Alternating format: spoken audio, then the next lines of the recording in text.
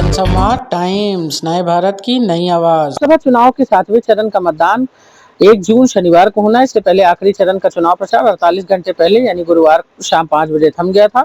इस चरण में 8 राज्य एवं की 57 सीटों पर मतदान होगा। इसके लिए सभी आवश्यक तैयारियां पूरी कर ली गई हैं। इसमें पीएम मोदी की वाराणसी सीट भी शामिल है। साथ ही 10.6 करोड़ मतदाता इस बार 904 उम्मीदवारों का भाग्य तय करेंगे।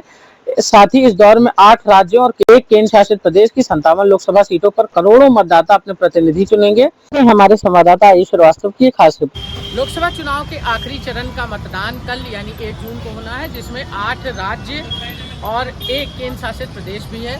जिस 10.6 करोड़ मतदाता आप उम्मीदवारों की कुल संख्या का भाग्य तय करेंगे। साथ ही कल मतपेटियों में उन सभी के भाग्य शाम 5 से 6 बजे के बीच में बंद हो जाएंगे, जिसके बाद 4 जून को मतदान के समय उनकी मतपेटियां खुलेंगी और उनके बाद पता चलेगा कि किसका भाग्य कहां तक तय होता है।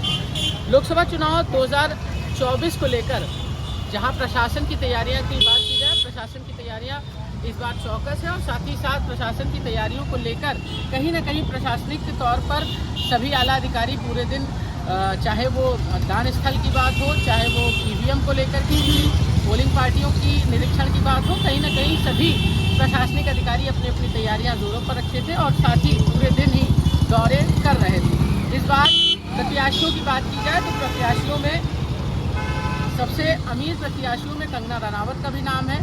साथ ही बंगाल से ममता बनर्जी के भतीजे का भी नाम है और सभी कई अन्य प्रत्याशी भी इस बार मैदान में है। वहीं प्रधानमंत्री श्री नरेंद्र मोदी जी का भी कल लोकसभा क्षेत्र का भाग्य उनकी मतपेटी में बंद होगा।